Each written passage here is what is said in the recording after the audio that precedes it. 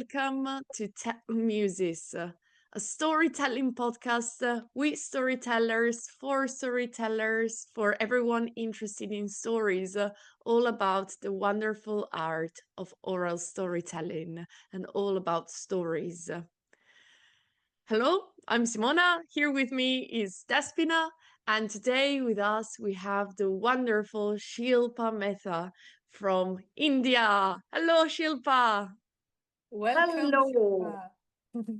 Hello, Simona. Hello, Despina. And thank you so much for having me on this platform. I'm so glad to be here.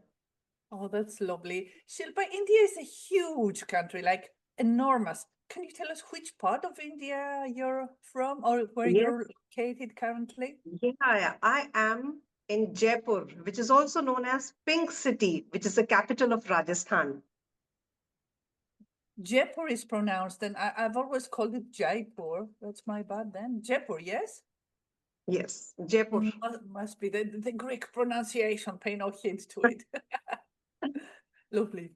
Shilpa and dear listeners, this second season of our podcast, Tell Muses, is under the wing of a lovely little English festival called Get a Word in Edgeways, if you can, or AKA Gawi, which takes place every October in the lovely little picturesque town of Much Wenlock, which is, nobody knows where that is.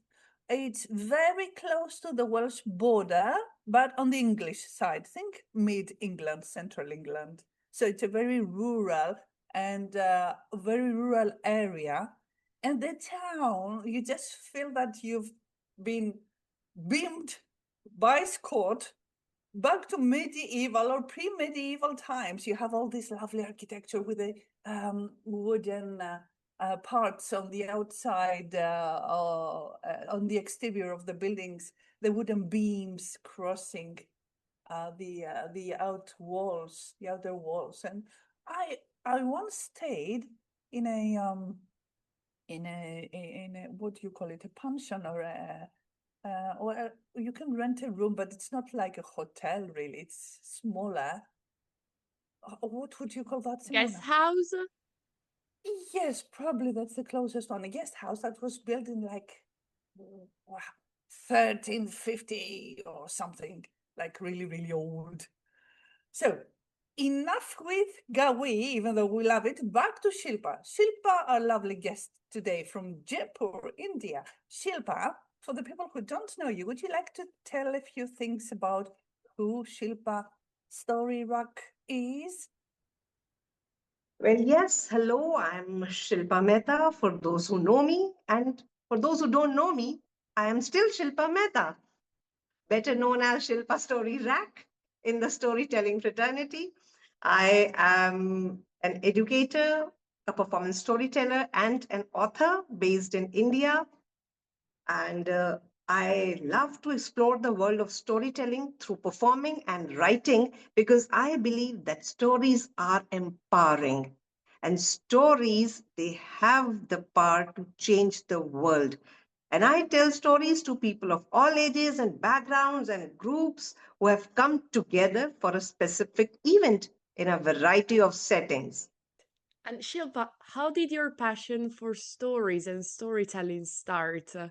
Was it something that started in your childhood? Do you develop this passion later on? Yes. So I often say that storytelling found me long before I found it. I grew up in a home where stories were not just told, they were lived.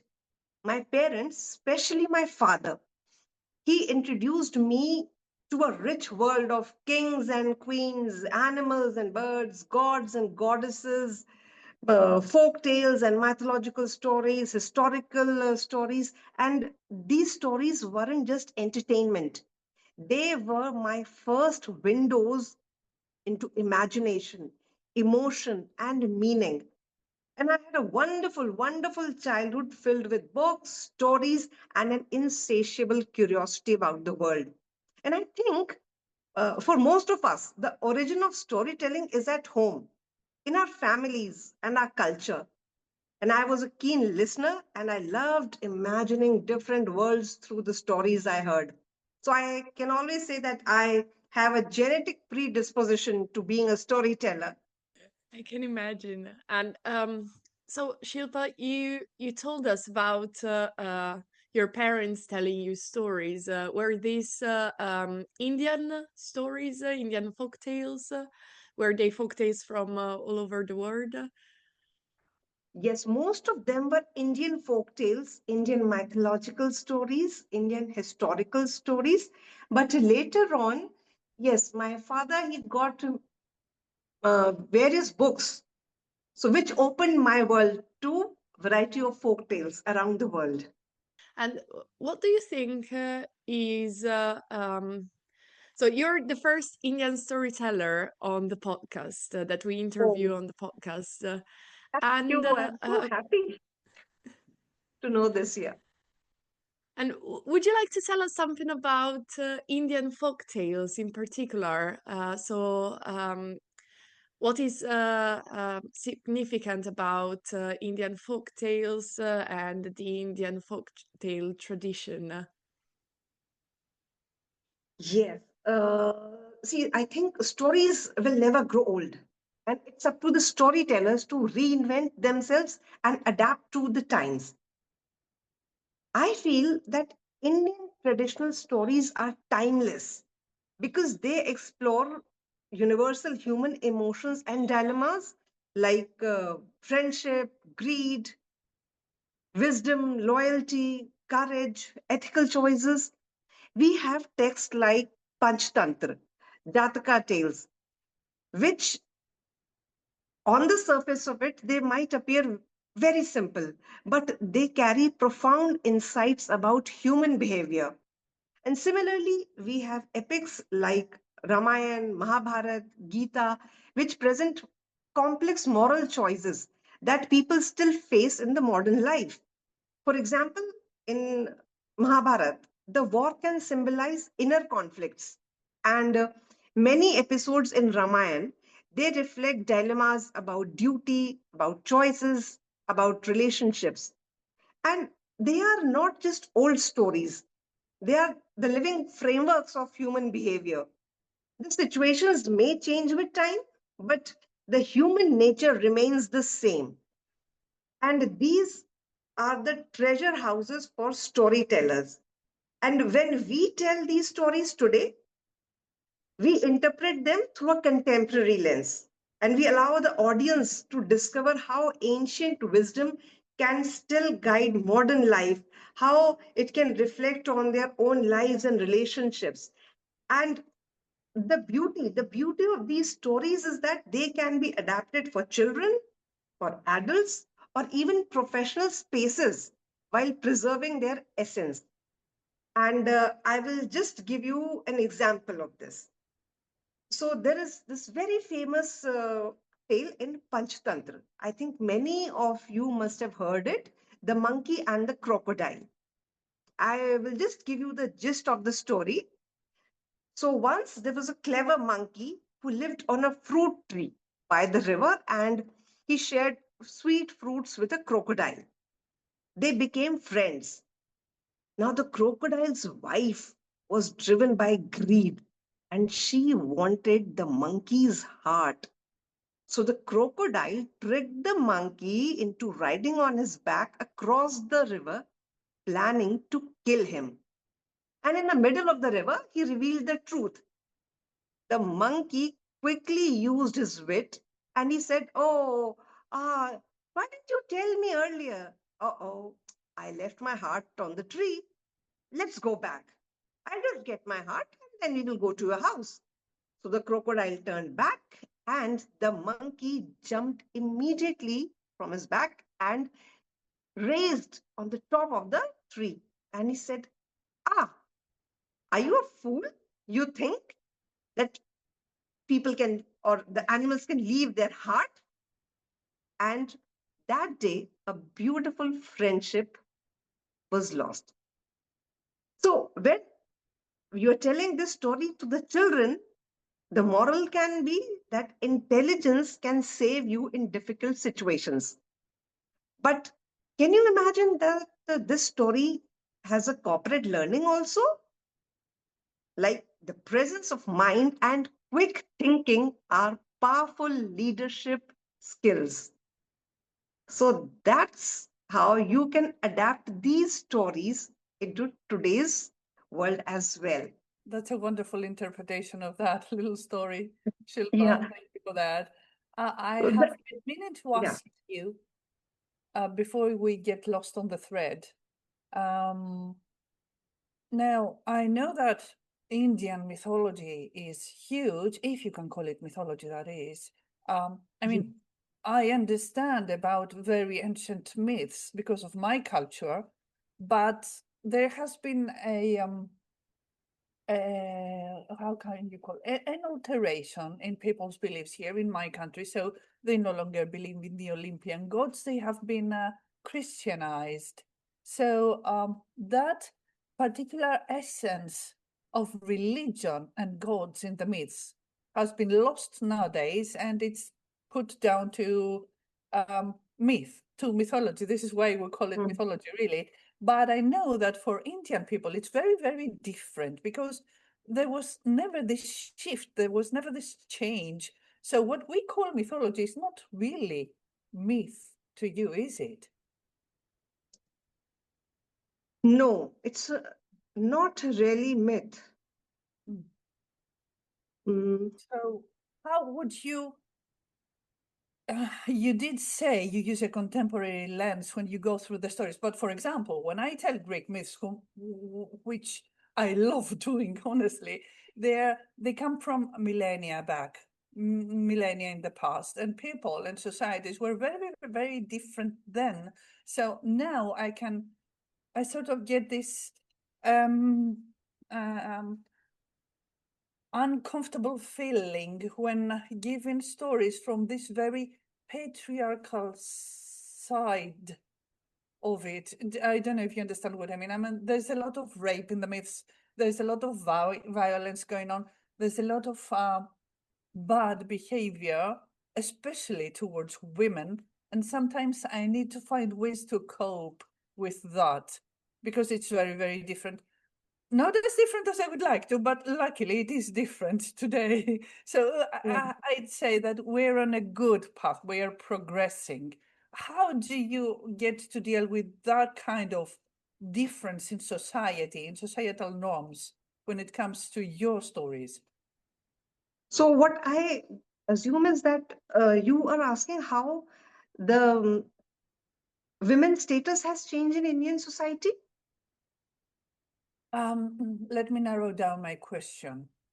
In those very ancient stories that come from thousands and thousands of years in the past, society was very different towards women. And sometimes when I tell very ancient myths, I find it hard to cope with that reality because I want this to change completely. So I do tell the stories, their original form, but it bothers me on the inside that things were as such. Do you have this difficulty when telling your stories from your culture? You see, in India, the stories are specially rooted in faith, like Ramayana or Mahabharata. Mhm. They are living narratives that have always been retold, questioned, and reshaped.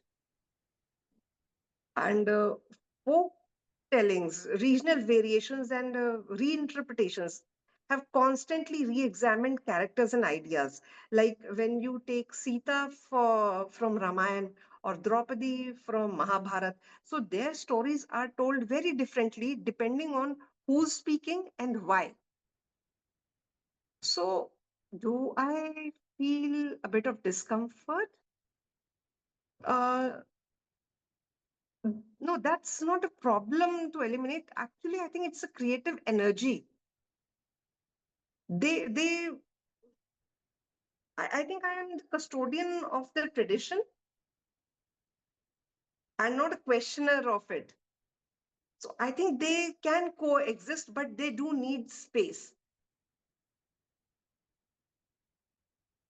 And how the story has to be told. Yes, now here's something think about, and at times I reinterpret it and I retell it from another lens, another voice, another truth.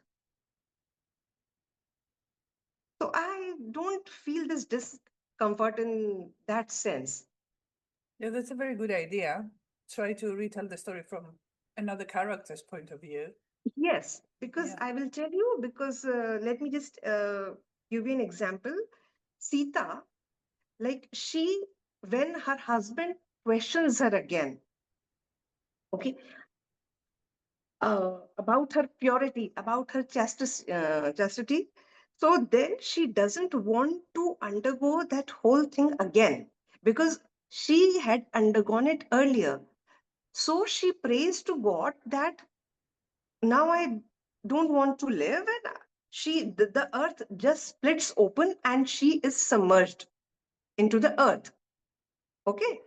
But once when I was doing a workshop for young girls, so I had told this particular incident, and how I narrated is that when again Lord Rama questions his wife, or rather asks her that, now again you have to undergo this thing. So she says, no, enough is enough. No means no. And now I am not going to undergo this again. If you want to believe me, you believe me, nothing doing. So I gave Sita a voice to revolt, not exactly revolt. Revolt would be a very harsh term, I think, but to have her own voice. That now she has a voice of her own and she can take her own stand. So this is how I changed it. Not change, I mean, I extended the story, giving it a modern perspective that a girl has the power to say no. No for everything. And no means no. It's not a word, it's a complete sentence. That's lovely. Thank you. A great idea. I might use that one. Simona, you wanted to ask Shilpa something? Yeah, I wanted to ask you, Shilpa. Um, so you were talking about folk tales. Despina introduced the word mythology, and I think, correct me if I'm wrong, that in the Indian culture there are also some stories that are deemed sacred, and for example have to be retold in the same way with specific words. Um, so I've never actually asked this question, but how does this work? And how does, for example, how do Indians feel about people from other cultures retelling those stories? Is it something of um, th- do you feel or I know this is a personal question, so how do you feel about people from other cultures retelling these stories? Is it something that people shouldn't do, or would you encourage people to do it, but of course in a respectful way? Now, that's a thoughtful question. I have seen that many people have retold Ramayana and Mahabharata, and there are various versions across regions, languages, and communities. So reinterpretation isn't foreign; it's foundational. But if I think people are retelling because Indians, they are uh, very, or rather, the people should take care that they are not hurting the sentiments of others.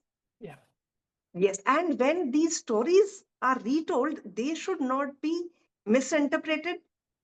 They should not be commercialized without understanding or portrayed in such a way that they feel disrespectful. I wouldn't say that don't do it. That would go against how stories have traveled.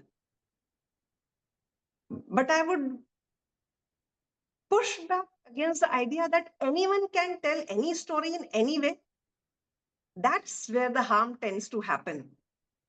I think the better way to put it is stories can travel, but they carry the responsibility with them. And as a storyteller, it's our responsibility that we don't hurt the sentiments.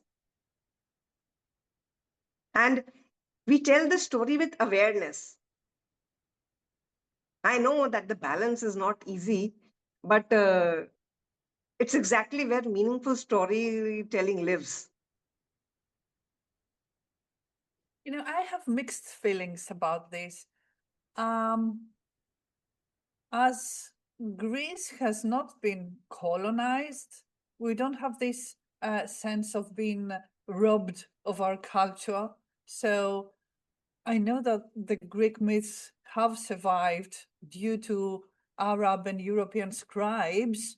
Otherwise, at the first years of Christianity, they would have been lost or manuscripts burnt or whatever. So we're lucky in that aspect.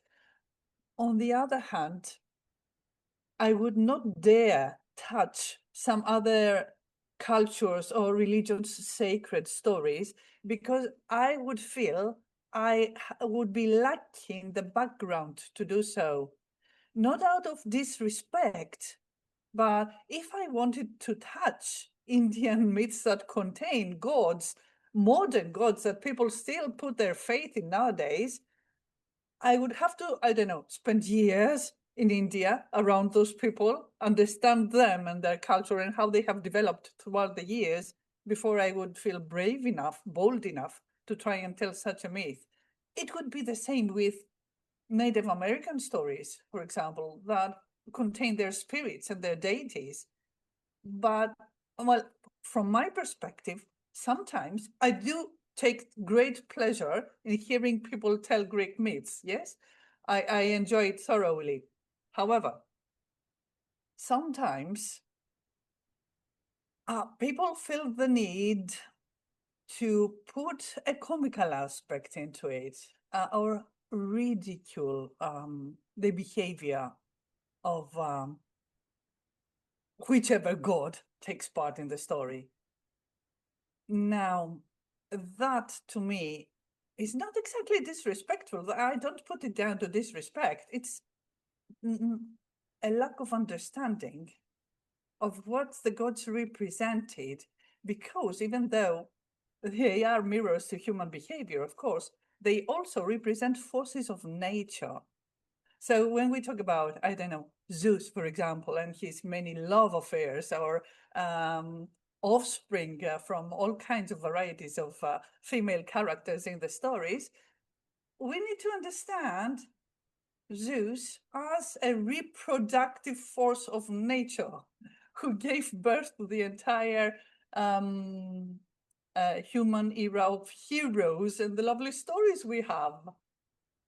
So even though I totally disagree as a person and as a woman with some of the stories in the myths, I do understand the potential behind them, let's say, or what's hidden underneath the surface. Myths, Shilpa, they're like onions. They have all these different kinds of layers. You take one layer out and there are so many underneath. What I don't like to do, I don't know about you, this is my question to you. Do you give your personal interpretation of the myths? For example, I don't like to do that. I don't like to explain the stories. I want to give the myths to the people and then let them work it out in their own brains, the way through their personal biases or whatever, people, it's like watching a painting, looking at a painting, looking at a work of art. Different people get different feelings and different results out of the interaction with art. How do you go about it, Shilpa? Do you explain the stories you give to people? See, I'll come to that point as well, but I think when you tell a story and when the audience listen to a story, the same story, five people listen. Okay, and you ask them to paint the story in pictures. The colors will be different, the context will be different, and the way it will be depicted will be very different, even if the story is the same, right? So Mhm. that's really amazing. Now, even when I tell any myth, I generally don't try to tweak it. And like what you said, even I just offer it like that. I want to keep them alive just as they are. I don't touch certain stories because, or rather, I would say, I don't touch certain stories unless and until I'm sure about it, unless and until I have deeply immersed myself into that story. I prefer to tell the story as cleanly as possible, no explanation, and let the audience engage. And I think this has worked beautifully for me when I've told the myths, because it preserves the mystery and it respects the listener's intelligence also. Uh, I mean, a minimal context, maybe a line before or after, but not an explanation, right? Like I always say, like the story has been told for centuries in many ways, and listen for what speaks to you. So this doesn't impose meaning, but it acknowledges depth. So, and I think this can be powerful because it shifts the experience from art to conversation. And I don't think that you have to decode the myth for your audience. You are offering just a threshold which will help them to enter more deeply. And like you said, that myths sound like onions with layers. So, as a storyteller, I think it's not the responsibility of the storyteller for peeling all the layers for your audience. You are responsible for not presenting just the outer skin, and that doesn't require explanation. What requires is the depth in your telling. So, I wouldn't over explain myths. I wouldn't pretend that I am not interpreting them. And I would focus on telling them with enough depth, honesty, and awareness that meaning naturally emerges. So I think audience, they don't need a lecture, but they just need a storyteller who has already sat with the layers. So I think that's what keeps the myth alive. That's I perfect. hope that Put it. answers your question. Oh, absolutely. You have. Yes, I couldn't agree more. Do you think, Simona, it might be time for Shilpa to give us a story now? Yes? Would you like to, Shilpa? So I'm going to tell you a folk tale from India.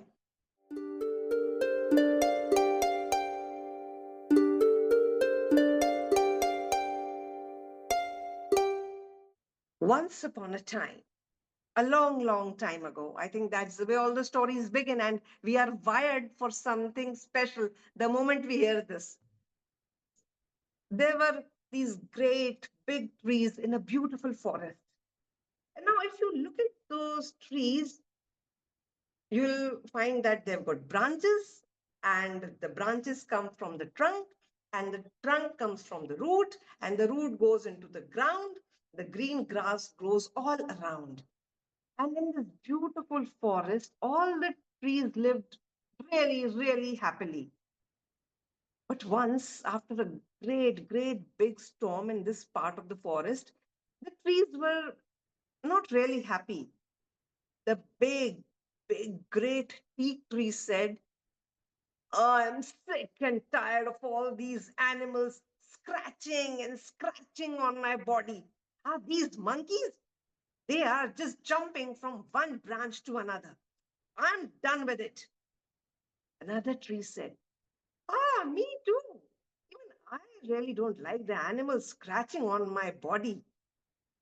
And the people tree said, Ah, I don't like coming them near me either.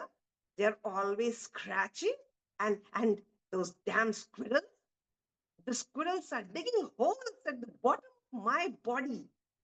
Huh, I don't like it.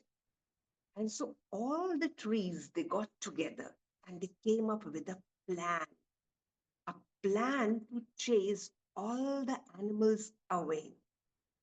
Now the banyan tree was a wise old one in the forest. He had been there for quite a while and he said,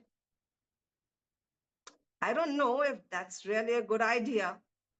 You all know that we need animals as much as the animals need us.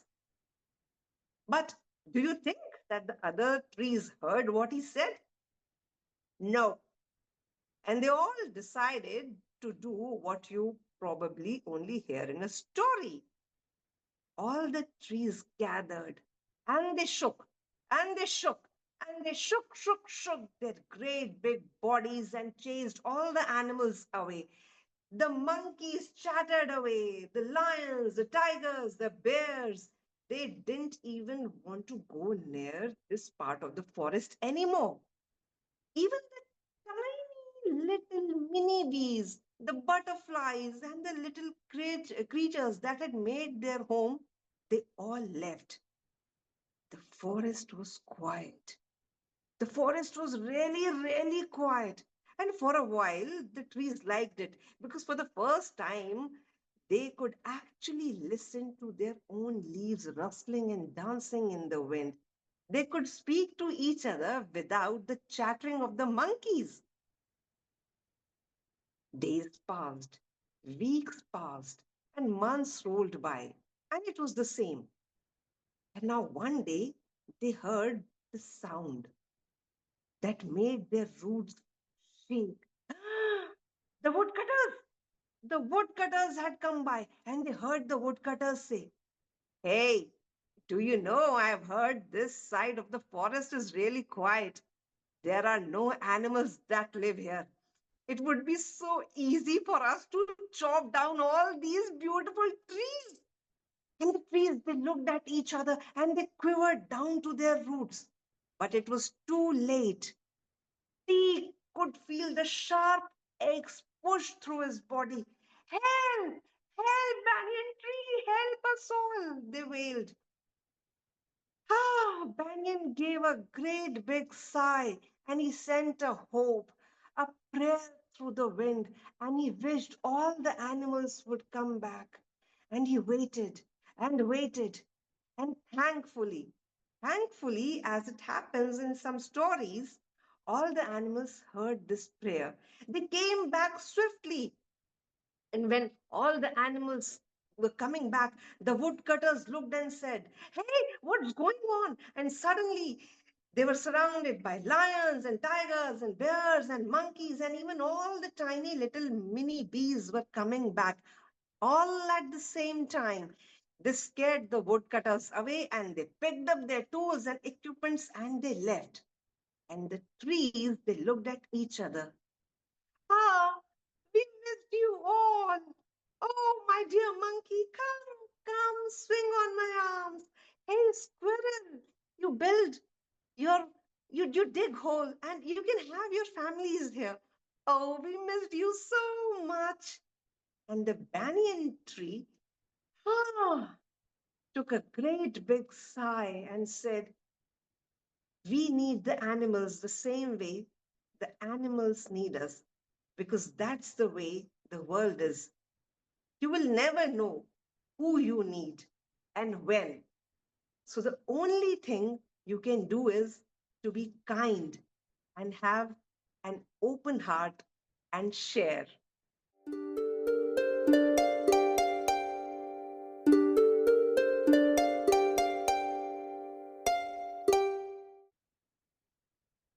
Thank you. Shilpa, that was a wonderful story.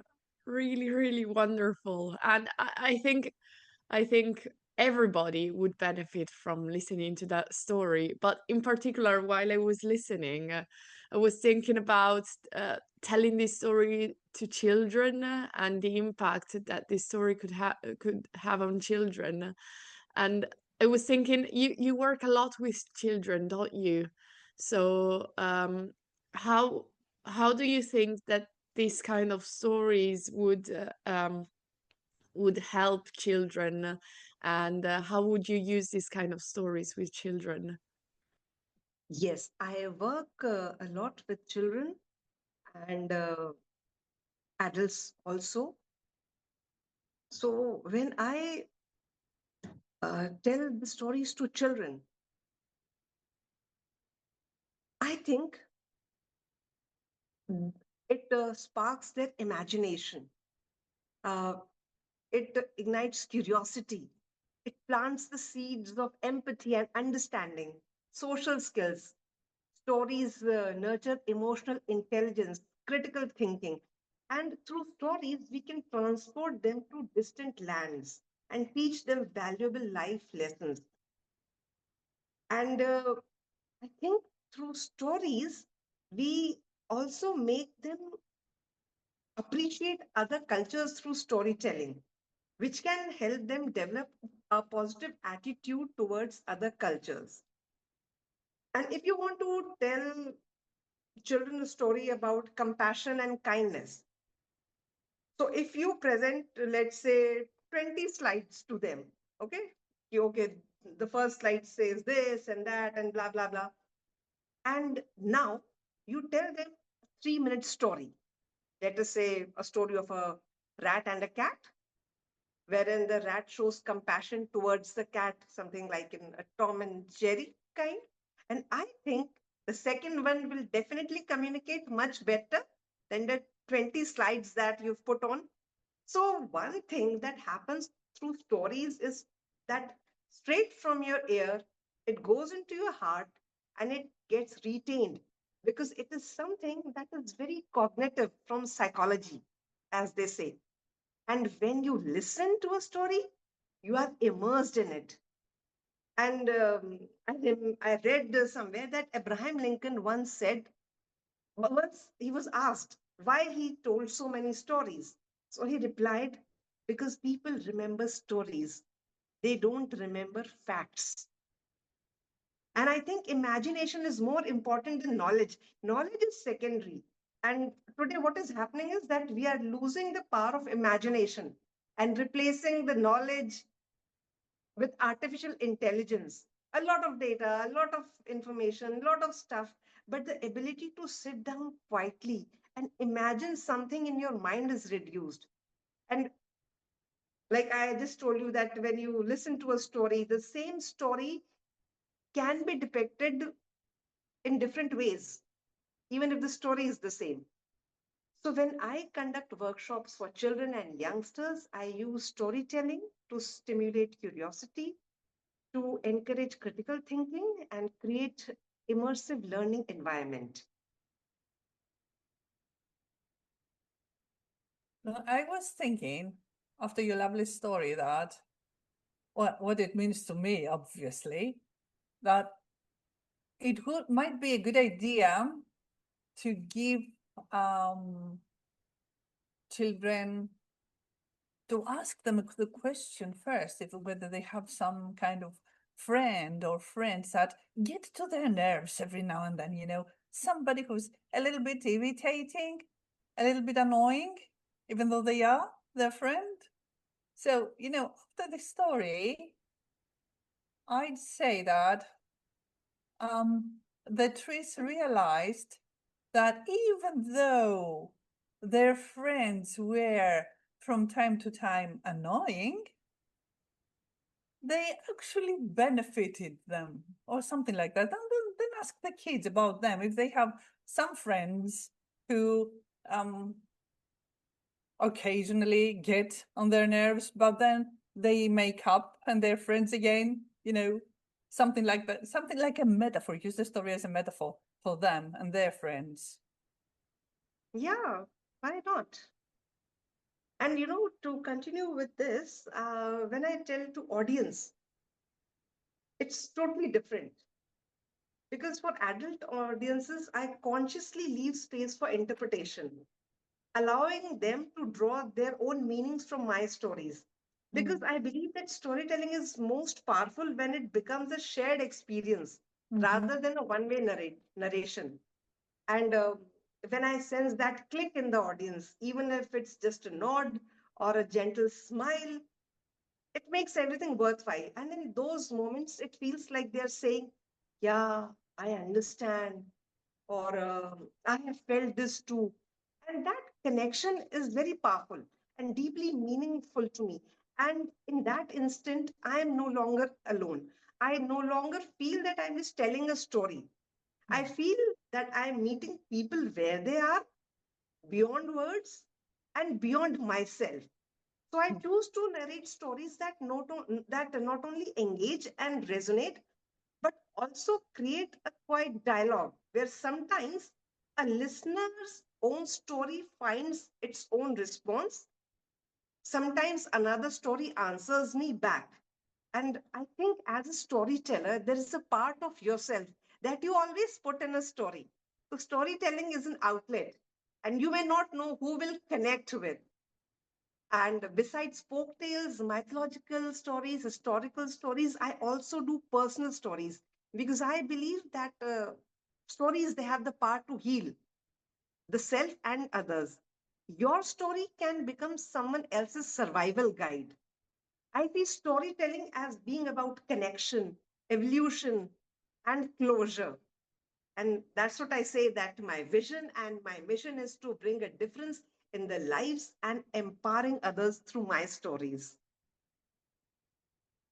No, you're absolutely right, Shilpa. We've had people in this podcast with Simona, we've had people who went through psychosis and came out of it. We have people who have struggled with addiction and came out of it.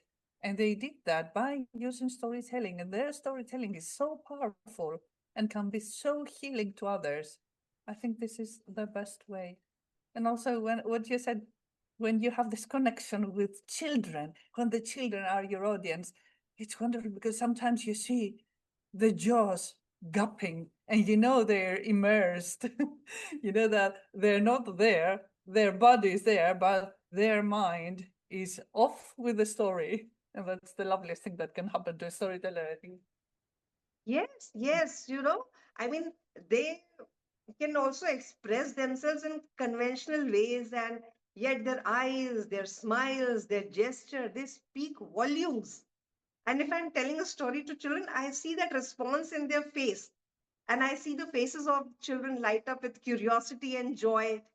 They respond with sparkle in their eyes. Some they respond with excited movements. And the joy of seeing a child connect with a story, the warmth of knowing that you have made a small difference in their world.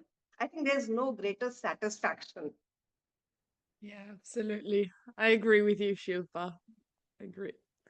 And Shilpa, you also tell a lot of stories online, be it on your social media page or at online festivals. Would you like to tell us something about that and how you think that your work online and your social media presence can help spread storytelling? Yes. And in today's digital age, we continue the tradition of telling and listening to stories using a variety of modalities. And there are more options for storytellers to choose from to have their stories shared, like audiobooks. And even the audience has a choice of engaging with these stories based on their own preferences. And I think digital storytelling has changed the landscape completely. It has allowed stories to travel across borders instantly, reaching audience far and wide. And that's the beauty of the digital platform, that you can access them anywhere and anybody can access them, whoever wants to immerse themselves in a good story. So I have told stories in stories, East London Radio. I am a featured storyteller in Oppo mobile audio story app. And I have got my own YouTube channel as well by the name of Shilpa Story Rack. wherein I tell stories to children, to adults, and my stories are for all type of audiences and all sorts of stories. And through these stories, I try to inspire reflection and build meaningful connections. And it gives me immense joy to see smiles on people's faces through my stories. And each moment of connection feels like a blessing.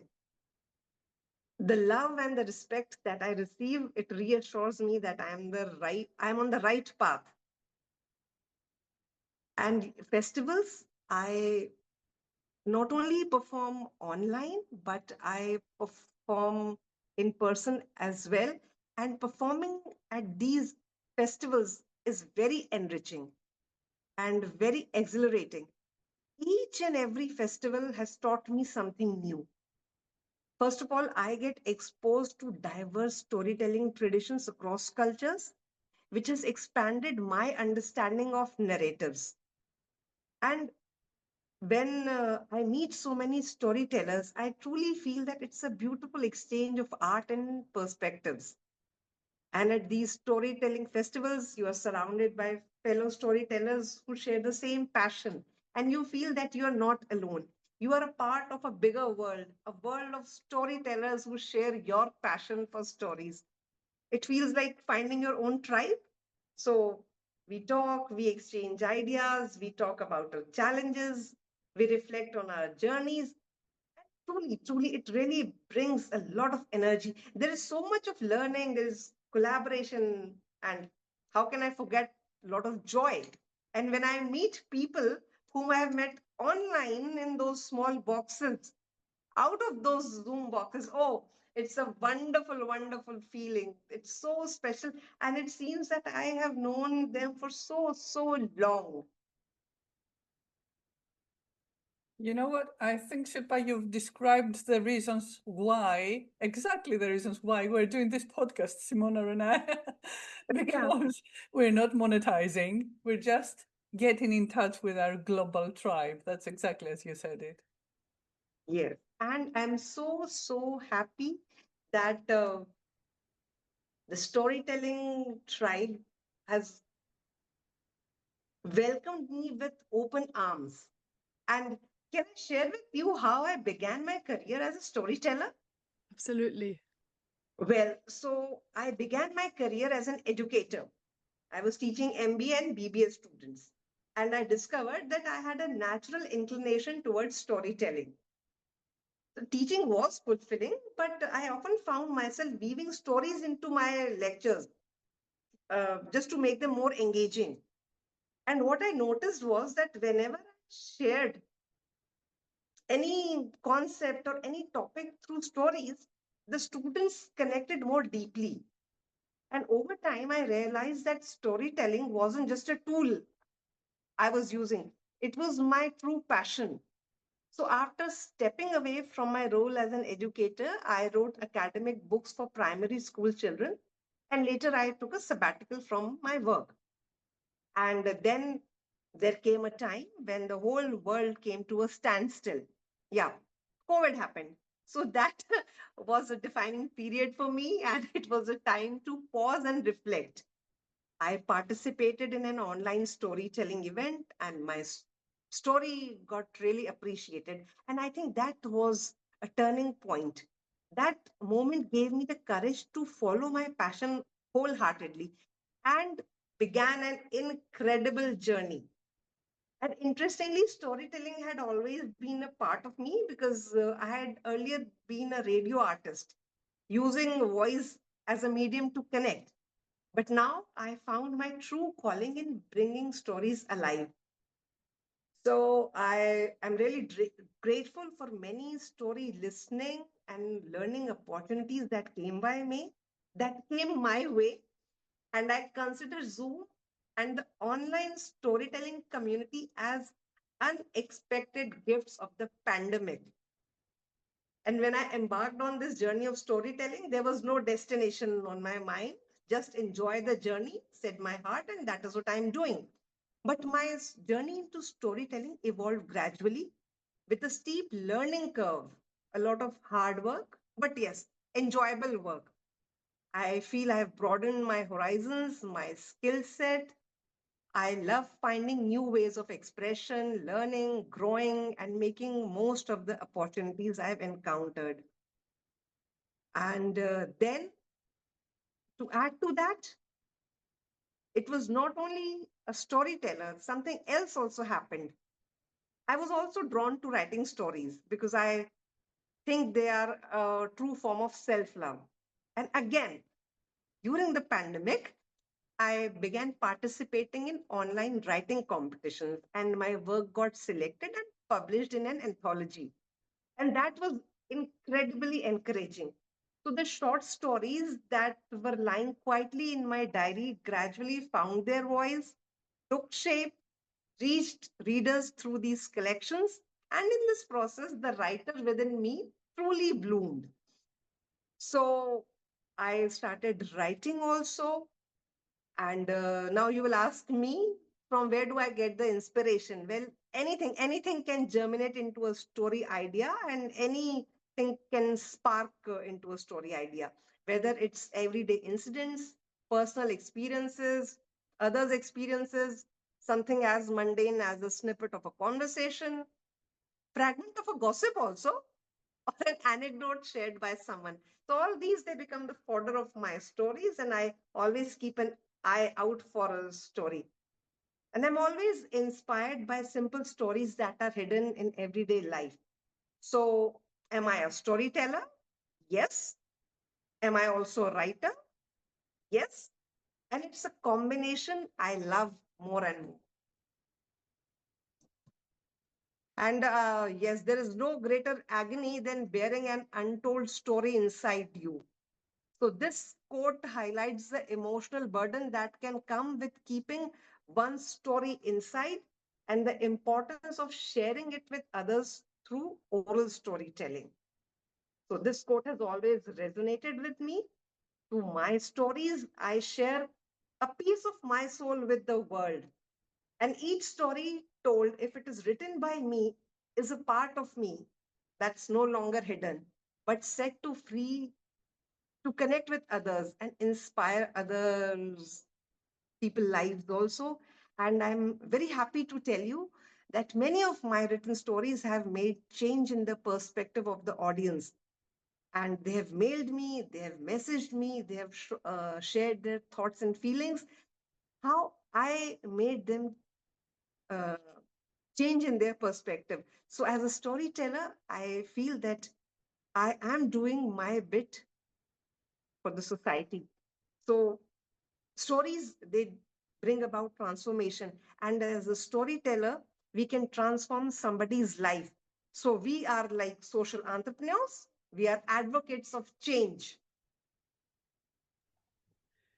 Absolutely, Shilpa. What a brilliant way to put what we do as storytellers into words. I couldn't agree more.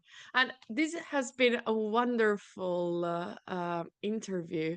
Well, Shilpa, dear, thank you very much for broadening our horizons. It was very nice to get to know you a little bit better. And we wish you all the success in your writing word and in your storytelling. Thank you so much. Thank you so much for having me. And yes, storytelling has given so much to me, and there's no greater joy than being able to do what you love. Stories are everywhere, everywhere. You just have to see them, feel them, relive them, and celebrate them. Yeah, I think the absolutely. luckiest people on this planet are artists. Really. I agree. And thank you so much, Shilpa. It was a wonderful conversation. Thank you so much for your time, and see you in the future and see you soon. Thank you so much. Thank you. Thank you so much for having me.